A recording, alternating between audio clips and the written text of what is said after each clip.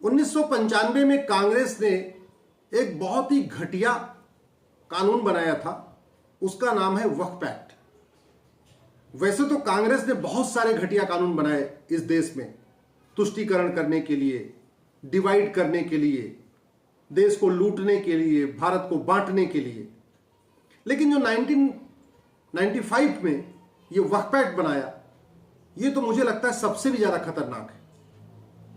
वैसे तो अयोध्या आंदोलन जब शुरू हुआ 1990 में, उसके तुरंत बाद 1991 में कांग्रेस ने कानून बनाया और यह कहा कि अयोध्या के अलावा और कोई भी विषय अब कोर्ट के जरिए हल नहीं होगा। यानी काशी, मथुरा, भद्रकाली और देश भर में और जो 900 के आसपास मंदिर हैं जिसका विवाद चल रहा है, जिसको मुगलों ने लूटा था, तोड़ा था, जिस पे हिंदू उसका वापस अपना अधिकार चाहते हैं, उन सारे विषयों को 1991 में प्लेसेस ऑफ वर्शिप एक्ट बना के कांग्रेस ने बोला नहीं, जो जहां पे है, जिसका जो कब्जा है वही यथावत रहेगा। अगले साल 1992 में कांग्रेस ने कानून बनाया माइनॉरिटी कमीशन एक्ट, जिसके द्वारा अल्पसंख्यक आयोग बना है। उसमें यह नहीं बताया अल्पसंख्यक कौन है, माइनॉरिटी को आइडेंटिफाई कैसे करेंगे, 1% वाला माइनॉरिटी कि 5% वाले माइनॉरिटी, कुछ नहीं बताया। उसमें सीधे सीधे माइनॉरिटी कमीशन बना दिया। यह तीसरा कानून बनाया 1995 में, कांग्रेस की सरकार, नरसिंह राव प्रधानमंत्री, और इस कानून में एक उन्होंने वक्फ बोर्ड बनाया। बहुत ध्यान से समझिए कानून कितना घटिया है। वक्फ बोर्ड में 7 सदस्य हैं। एक एमएलए है उसमें, वो मुस्लिम होगा। एक एमपी होगा वक्फ बोर्ड में, वो भी मुस्लिम होगा। एक उसमें वकील होगा, वो भी मुस्लिम होगा। एक कोई सरकारी अधिकारी होगा, आईएएस या पीसीएस अधिकारी, वो भी मुस्लिम होगा। एक कोई उसमें इंजीनियर होगा या टाउन प्लानर होगा, वो भी मुस्लिम होगा। एक उसमें मुतवल्ली होगा जो नमाज वगैरह पढ़ाते हैं, स्वाभाविक सी बात है वो मुस्लिम होगा। और एक कुरान का जानकार, स्वाभाविक सी बात है वो भी मुस्लिम होगा। तो 7 सदस्य इसमें होंगे वक्फ बोर्ड में, 7 के 7 तो मुस्लिम होंगे। और इस बोर्ड को इतनी पावर दी हुई है कि वो जिस जमीन पे उंगली रख दे, ये जमीन हमारी है, वो नोटिस इशू कर सकता है। मंदिर हो, गुरुद्वारा हो, चर्च हो, जैन मंदिर हो, बौद्ध मंदिर हो, मठ हो, अखाड़ा हो, सरकारी जमीन हो, नुजूल की जमीन हो, चारागाह हो, जिस जमीन पे वो बोर्ड जाके कह दे कि हमारी जमीन है, वो किसी को नोटिस इशू कर सकता है।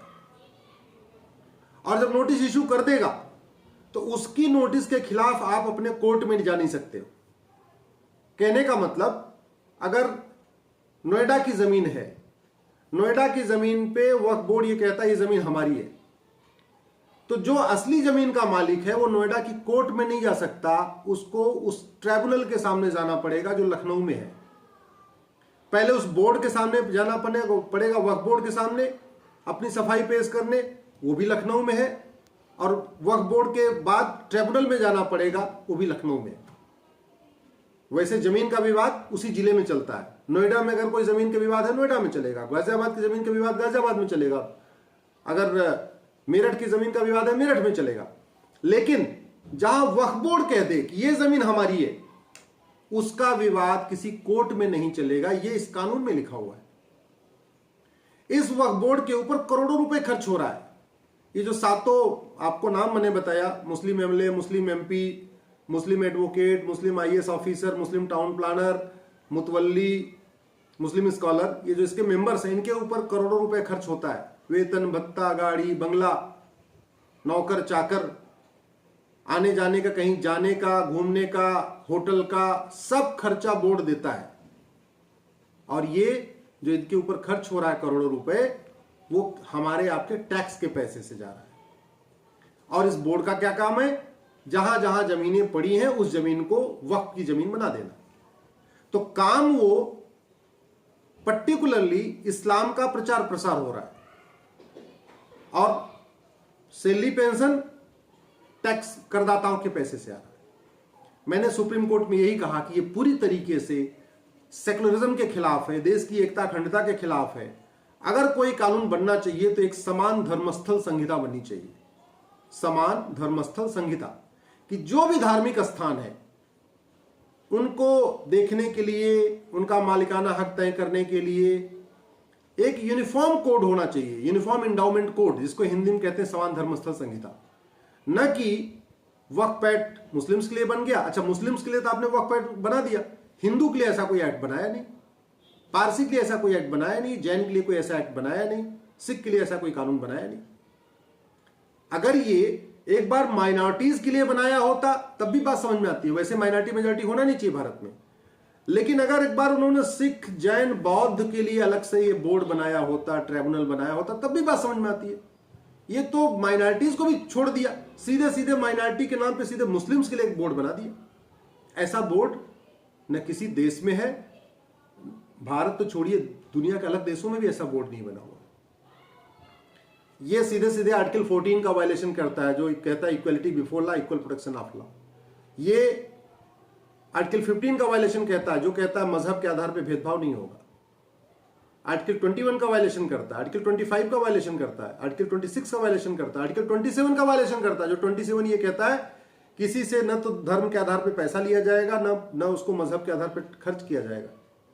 सरकार 4 लाख मठ मंदिरों से 1 लाख करोड़ रुपए लेती है, उनके लिए ऐसा कोई बोर्ड नहीं बना, उनके लिए ऐसा कोई बोर्ड नहीं बनाया जिसमें एक एमएलए हिंदू हो, एमपी हिंदू हो, वकील हिंदू हो, आईएएस अधिकारी हिंदू हो, हिंदू उसमें विद्वान हो, महामंडलेश्वर और उसमें हमारे जो शंकराचार्य हों, उसमें ऐसा कोई हिंदुओं के लिए नहीं बनाया। हाँ, मुस्लिम्स के लिए ऐसा बना दिया। यह कांग्रेस की 1995 की ये करतूत है। आज मैंने सुप्रीम कोर्ट में यही कहा कि पहली बात तो ये आर्टिकल 14 का वायलेशन है, equality before law, equal protection of law. Article 15 का वायलेशन है, जो कहता है मजहब के आधार पर भेदभाव नहीं करेंगे। आर्टिकल 16 का वायलेशन है, आर्टिकल 19 का वायलेशन है, आर्टिकल 21 कहता है राइट टू लाइफ लिबर्टी, उसका वायलेशन है। आर्टिकल 25 का वायलेशन है, जो कहता है सबको समान धार्मिक अधिकार है। आर्टिकल 26 का वायलेशन है, जो कहता है सबको समान अपने अपने धर्मस्थल के निर्माण का अधिकार है, यानी जितना हिंदुओं को अधिकार है उतना ही मुस्लिम को अधिकार है, फिर मुस्लिम्स के लिए अलग से क्यों बन गया। आर्टिकल 27 का वायलेशन है, जो कहता है धर्म देख के पैसा नहीं लेंगे, धर्म देख के खर्च नहीं करेंगे। तो यहाँ मठ मंदिरों से पैसा लिया जा रहा है और इस वक्फ बोर्ड के ऊपर पैसा खर्च किया जा रहा है, तो आर्टिकल 27 का वायलेशन है। और अगर वास्तव में इतनी चिंता थी तो सारे माइनॉरिटीज को शामिल कर लेते, जो बोर्ड बनता वो वक्फ बोर्ड क्यों बने भाई? वक्फ नाम की चीज तो कहीं कॉन्स्टिट्यूशन में है ही नहीं। अगर संविधान निर्माताओं को वक्फ बोर्ड बनाने के उनके मन में कोई विचार आता तो कहीं एक जगह संविधान में वक्फ शब्द तो होता, पूरे संविधान में कहीं वक्फ शब्द है ही नहीं है। अब इस काले कानून के कारण लोगों को न्याय ठीक से नहीं मिल पा रहा है, लोगों के लिए कोर्ट के दरवाजे बंद हो गए। और जबकि वक्फ बोर्ड के पास भारत में सबसे ज्यादा जमीन है। अगर आप आर्मी और रेलवे इसको छोड़ दें, दोनों सरकारी डिपार्टमेंट है, तो प्राइवेट मामलों में सबसे ज्यादा जमीन वक्फ के पास है। मठ मंदिरों के पास इतनी जमीन नहीं है जितना कि वक्फ के पास है, और इसके बावजूद ऐसी पावर दे रखी है, जितने चारागाह है वक्फ उसको कब्जा कर लेता, कहता हमारा है। गौचर जमीनें हैं उसको ले लेता है, नजूल की जमीनें अपने आप ले लेता है, फ्री होल्ड की जमीनें वहां भी ले लेता है। और कई जगह तो ऐसा है जहां पे मंदिर है, अखाड़े हैं, आश्रम है, उनके बगल में जो जमीनें खाली पड़ी उसको भी वक्फ कह रहा है हमारी जमीन है। इसीलिए मैंने सुप्रीम कोर्ट में आज इस मैटर को बहस किया था। सुप्रीम कोर्ट का कहना है कि हाई कोर्ट के पास भी इतनी शक्तियां हैं इस मैटर को सुनने के लिए, आप हाई कोर्ट जाओ। तो मैंने सुप्रीम कोर्ट में कहा कि ये मैटर बहुत एक्सट्रीमली इंपॉर्टेंट मैटर है, नेशनल लेवल का मैटर है, और फाइनली ये सुप्रीम कोर्ट को ही डिसाइड करना है। हम अगर हाई कोर्ट जाएंगे भी तो भी हाई कोर्ट में अगर मेरे पक्ष में फैसला आएगा तो जो अपोजिट पार्टी है वो सुप्रीम कोर्ट आएगी, मेरे पक्ष में फैसला नहीं आएगा तो मैं सुप्रीम कोर्ट आऊंगा। अल्टीमेटली सुप्रीम कोर्ट से डिसाइड होना है। लेकिन माननीय जजेस का ये कहना था कि आप इसको यहां से ले जाइए, तो मैंने इस पिटीशन को विड्रा कर लिया है। अब मैं दिल्ली हाई कोर्ट जा रहा हूं। हमारी मेहनत थोड़ी बढ़ गई है, परिश्रम थोड़ा मेरा बढ़ गया है। जहां सुप्रीम कोर्ट में मैटर पूरी तरीके से डिसाइड हो जाता अब उसकी बजाय ये हाई कोर्ट में जाएगा, हाई कोर्ट में चलेगा, फिर वहां का जो फैसला होगा उसके बाद उसके अकॉर्डिंग जो अपील करना होगा। मेरे पक्ष में अगर फैसला आ जाएगा तो मैं तो नहीं आऊंगा, लेकिन हाँ अपोजिट पार्टी के पक्ष में आएगा, हो सकता है सुप्रीम कोर्ट आए, तो मैटर तो सुप्रीम कोर्ट आएगा। लेकिन थोड़ी सी अब टाइम बढ़ गया, थोड़ी मेहनत बढ़ गई। मैं आशा करता हूं कि आप इस प्रॉब्लम को समझ गए होंगे। ये वक्फ बोर्ड कितना जो है खतरनाक एक बोर्ड बना दिया है, और वो भी जब हम कहते हैं कि भारत सेकुलर देश है। सेकुलरिज्म के नाम पे वक्फ बोर्ड चल रहा है, सेकुलरिज्म के नाम पे माइनॉरिटी कमीशन चल रहा है। सेकुलर और माइनॉरिटी ये तो नदी के दो छोर हैं। जो देश सेकुलर होता है वहां पे माइनॉरिटी मेजॉरिटी नहीं हो सकता, और जो देश माइनॉरिटी मेजॉरिटी होता है वहां सेकुलर नहीं हो सकता। जिस देश को हम कहते हैं यहां सब समान है, तो वहां पे माइनॉरिटी मेजॉरिटी का कॉन्सेप्ट हो ही नहीं सकता। जब हम कह रहे हैं यहां सब समान है, तो वक्फ बोर्ड की जरूरत ही नहीं है। फिर तो कोर्ट है, हर डिस्ट्रिक्ट कोर्ट में सिविल सूट फाइल होता है। जो भी मठ मंदिर का विवाद होगा, मस्जिद का विवाद होगा, चर्च का विवाद होगा, दरगाह का विवाद होगा, मजार का विवाद होगा, जो भी डिस्प्यूट होगा वो डिस्ट्रिक्ट कोर्ट में जाएगा, सिविल सूट फाइल होगा, सिविल सूट के ऊपर फैसला होगा।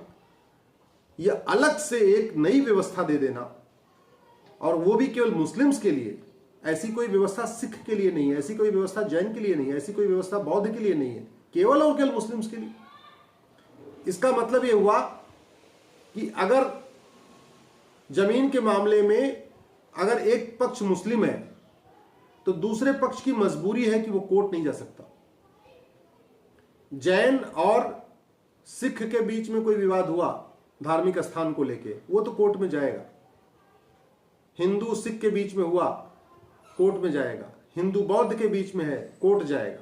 हिंदू क्रिश्चियन के बीच में है, कोर्ट में मैटर चलेगा। हिंदू पारसी के बीच में मैटर है, कोर्ट में चलेगा। हिंदू यहूदी के बीच में मैटर है, कोर्ट में चलेगा। हिंदू बहाई के बीच में मैटर कोई है, धार्मिक जगह का मामला, वो कोर्ट में चलेगा, डिस्ट्रिक्ट कोर्ट में।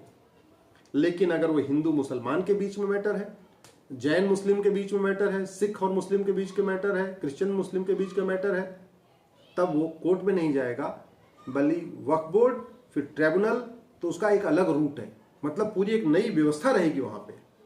ये संविधान के पूर्णतः खिलाफ है, ये हमारे बेसिक स्ट्रक्चर के खिलाफ है, ये हमारे फंडामेंटल राइट्स के खिलाफ है, और देश की एकता अखंडता के लिए तो बहुत ही खतरनाक है। इस बीज को, जो जहरीला बीज है, जो विभाजनकारी ये कानून है, डिवाइड एंड रूल का जो कानून है, ये जितनी जल्दी खत्म हो जाए उतना ही अच्छा है। ऐसे कानून हमारे देश में जितनी देर तक चलेंगे उतना ही ज्यादा नुकसान करेंगे। आप इस वीडियो को अधिक से अधिक शेयर करिएगा। बहुत बहुत धन्यवाद, बहुत बहुत आभार।